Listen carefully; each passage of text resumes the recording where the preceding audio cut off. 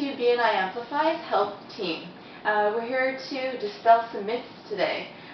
Some of my patients, Dr. Blanco, worry that if they go to a chiropractor, they're going to have to keep going and their joints are going to get loose.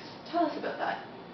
Well, with anything that's healthy, if you want to maintain it, then you keep going. It's like if you went on a diet or you started exercise, you want to maintain it, you keep going. But I don't adjust joints that are moving normally or in the right place. But for example, if your finger normally does this, but now you come to me and you have an issue and it just moves like that, then that's what the adjustment's for. We want to adjust it, manipulate it so it gets closer to its normal range. And then once it's there, then there's really no point in adjusting it anymore. So that's one myth. If I were to adjust something that's normal, yes, it might get a little bit looser, but I wouldn't do that. And I have a question about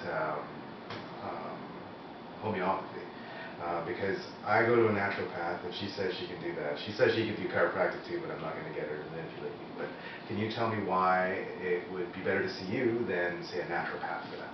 Well, I think definitely for first aid complaints and cold and flu, a naturopath and even a person with a little bit of knowledge of remedies is able to treat themselves at home. A naturopath goes to school and is taught a wide variety of modalities in their training. I went to school and got a degree specifically in homeopathy, so my depth of knowledge and experience is that much more. So definitely for a chronic complaint or something that's been more long-lasting, seeing a registered homeopath is the best option to get the best results. Eva, I heard that you could take a weekend course to become an energy healer. I actually hear that a lot. You know, people are like, "Oh, I've done a weekend course. I can do energy healing," and you can, but it's the level of depth and training that we're talking about. So I went to school at Langara College for 3 years, and part of our program included documented treatments that our teachers looked at, and we also went to clinics at St. Paul's and Vancouver General Hospital and community centers. So we had a lot of hands-on treatments that were supervised by other teachers, along with anatomy, physiology, writing reports, case studies. So it was quite an in-depth program. So you can certainly learn energy healing in a weekend. And if you're going to work with clients who have chronic health conditions, having more depth and experience would obviously be beneficial. And Melissa, often I hear that acupuncture is really painful. And that's one myth that I often have to dispel. So I'm curious to hear how you would talk about that.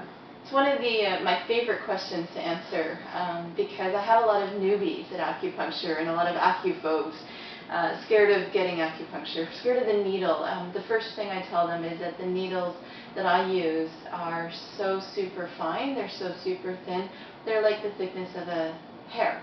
And so you can fit more than a dozen acupuncture needles inside the average hypodermic needle.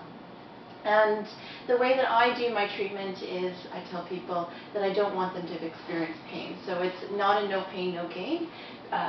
There's a way to have therapy without having pain. And so a lot of my patients actually fall asleep on the table. And some of them even fall asleep before I've even finished putting the needles in. So we hope we've dispelled some myths for you today about our respective professions and hope to answer any questions you might have. Feel free to contact us. This is the BNI Amplify Health team. Have a healthy, joyful life. Day. Have a nice day.